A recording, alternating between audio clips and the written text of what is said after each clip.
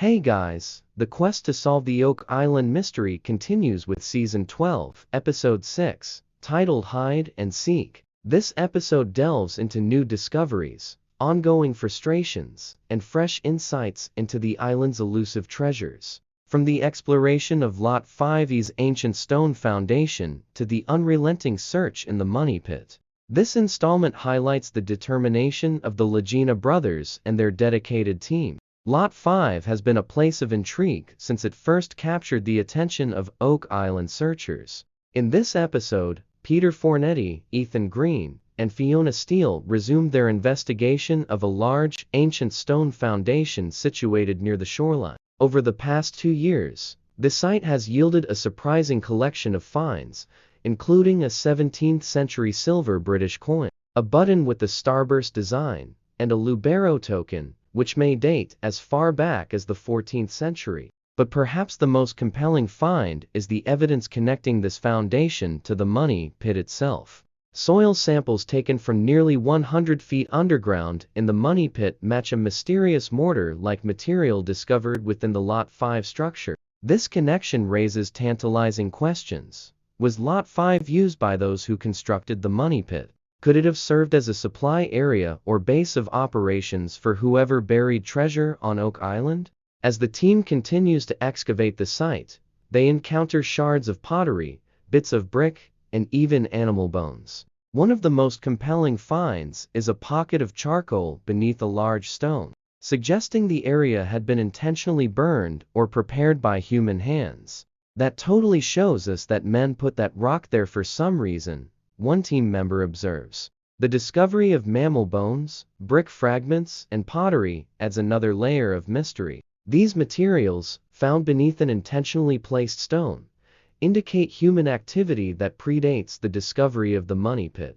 This raises the possibility that Lot 5 was a key part of the larger mystery of Oak Island, potentially serving as a hidden cache or support structure. Hopefully we can find more puzzle pieces, says Peter Fornetti, summing up the growing anticipation as they dig deeper. Have leached from an undisturbed treasure chamber nearby? Could the F for borehole, just a few feet away, have brushed the edge of the real money pit, treasure chamber? The team resolves to drill a new borehole, D5.4, near F4, believing it might offer a better chance at locating the metal source. The one thing that is for certain is there's metal down there, says Rick. Nothing has me deviating from that.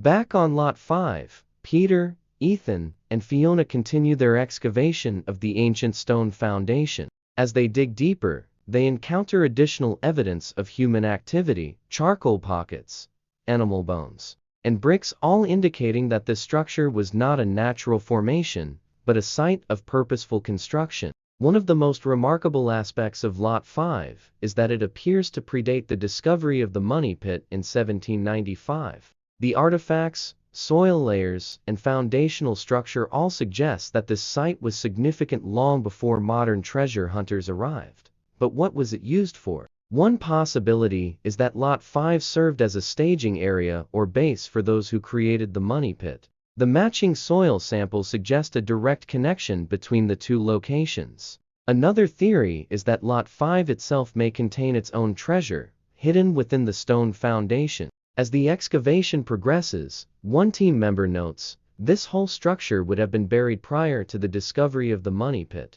It potentially has clues not just for Lot 5, but for the money pit as well.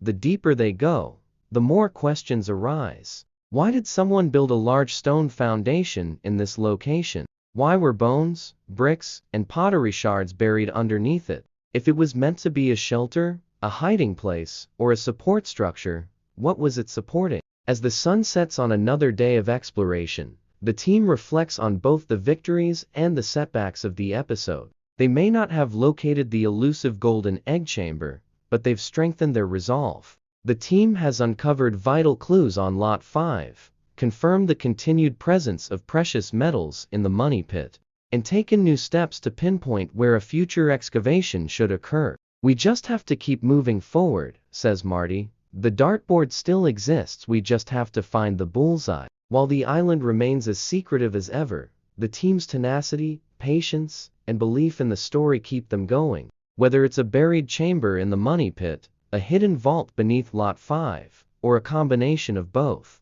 One thing is clear, they are closer than ever to solving the mystery of Oak Island. As the episode comes to a close, viewers are left with a sense of anticipation. With every borehole drilled, every stone moved, and every clue uncovered, the possibility of finding treasure grows stronger. The curse of Oak Island may not be broken just yet, but for the Legina brothers and their team, the quest is far from over. Episode 6 of The Curse of Oak Island, Season 12, Hide and Seek, reveals.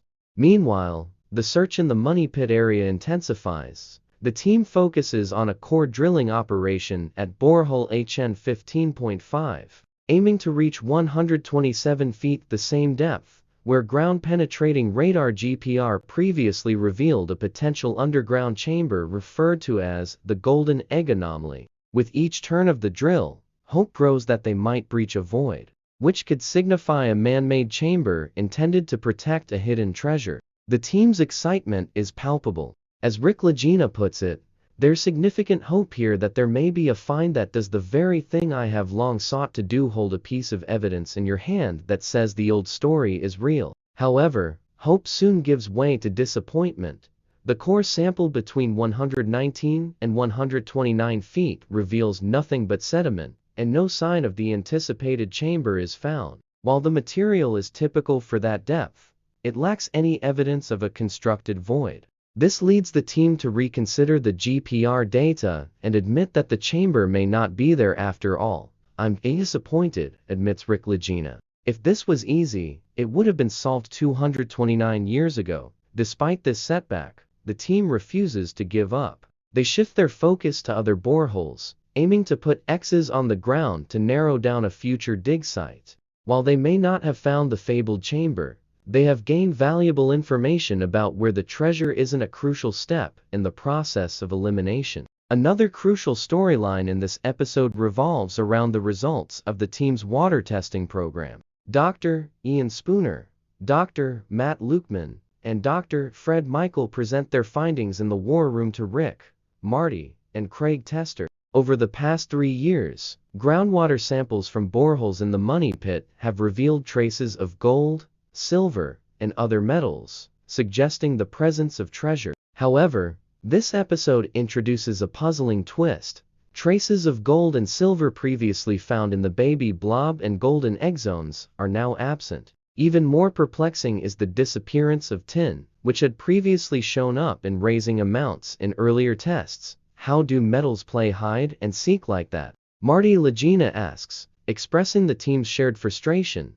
The inconsistency in metal readings leads to speculation about possible human error, sampling errors, or even natural dilution caused by drilling. Despite these questions, Dr. Spooner maintains that the methods used to collect the samples were defensible and unlikely to be flawed. So where did the metals go? The team points to Borehole F4, where 3 years ago exceptionally high concentrations of gold and silver were detected. This location is just 50 feet from the baby blob, and notably lies near 2 important historical dig sites, the Chappell shaft and the Hedden shaft. This discovery reignites hope, especially since soil samples from near Borehole F4 match the unusual mortar material found on Lot 5. Could the metals detected in the water